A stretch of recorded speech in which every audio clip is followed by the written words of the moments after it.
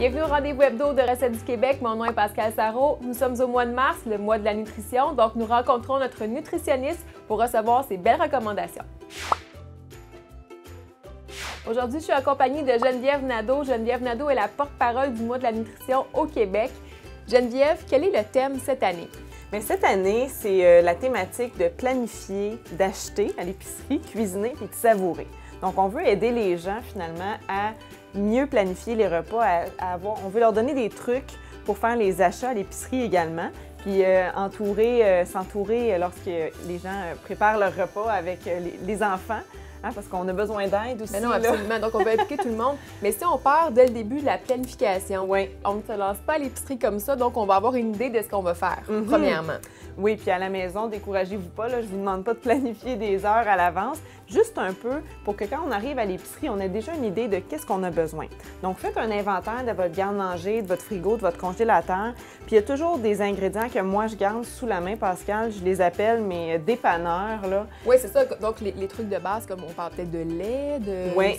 Quel genre d'ingrédients est-ce que tu inclus là-dedans? Si on regarde dans notre frigo, évidemment, toujours beaucoup de légumes frais, idéalement qui sont prélavés, déjà parés pour la plupart. Donc, c'est toujours plus facile d'accès quand j'ai mon brocoli déjà coupé, hein, que si je dois le laver, le couper avant de les manger. Alors, il y a ça. Il y a aussi dans le frigo, moi, ce que je garde tout le temps, c'est des noix, des graines. Ça se conserve mieux au frigo. Puis, c'est une petite collation rapide qu'on peut prendre. Très protéinée aussi, donc c'est ça, quand on n'a pas le temps. Oui. Évidemment, yogourt, fromage, boisson de soya. Donc, garnissez votre frigo, puis votre garde-manger aussi, parce qu'on sous-estime souvent les conserves. Puis, j'ai amené avec moi ici des conserves de légumineuses. Ça sert, on peut acheter ça à nos mijotés.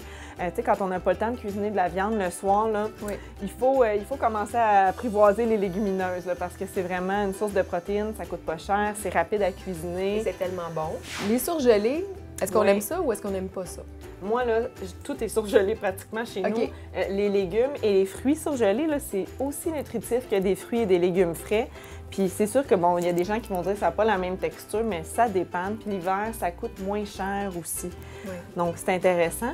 Puis, pour ce qui est des surgelés aussi, c'est sûr que, bon, les plats congelés... les produits transformés, là, comme les repas déjà tout faits, c'est peut-être moins ce que l'on veut aller chercher. Non, c'est ça. C'est sûr qu'il y a plein de sodium là-dedans, puis des choses qu'on ne veut pas nécessairement consommer, là. En fait, il y a un mot à retenir, c'est manger varié, manger le moins transformé possible et le plus de végétaux possible. Donc, si on avait quelque chose à retenir du mois de la nutrition, là, ce serait ça. Mais une chose que vous devriez faire aussi à la maison, dans le congélateur, fromage déjà râpé, hein, qu'on peut ajouter comme à la fin sur un plat de pâtes avec une petite sauce tomate. Ça donne du punch. C'est plus sexy que juste des pâtes avec de la sauce tout seul. Et moi, j'ai une boulangerie dans mon congélateur. Des pains tranchés, bagels, pain au raisin, ciabatta, muffins anglais, tortilla, pain pita, bref. Profitez-en quand c'est en spécial d'en acheter, même si vous n'en avez pas besoin sur le moment pour faire des réserves. Donc, quand on parle de spéciaux, justement, on parle de coupons. Est-ce que tu suggères qu'on fasse un inventaire, justement, des circulaires avant de se rendre à l'épicerie? Oui, c'est ça. Moi, je regarde toujours les aliments qui sont en spécial, mais de la même façon, quand je me dirige à l'épicerie, j'axe toujours le plus possible sur les produits frais parce que de façon générale, moins c'est transformé, moins c'est dispendieux aussi.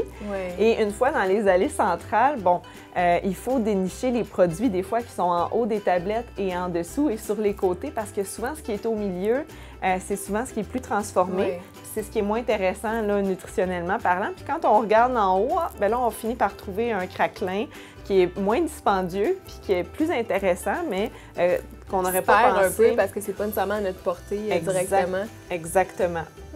Super intéressant. Puis juste pour mettre ça un peu plus sexy, là, tu parlais de ça tantôt, premièrement, on prépare beaucoup de choses à l'avance, on garde des choses au frigo, des essentiels pour toujours avoir quelque chose sous la main, mais on veut impliquer aussi tous les gens dans notre famille.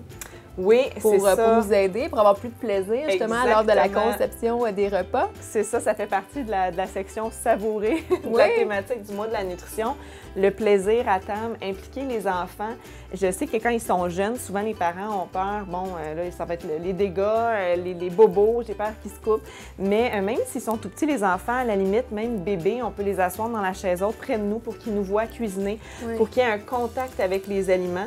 À la limite, on peut leur faire goûter du bout des doigts fois, hein, parce que c'est important de goûter quand on sert des plats. Oui. Je pense que c'est le point crucial. Il faut que ce soit bon. Il faut que ce soit intéressant. Il faut que ce soit intéressant, effectivement.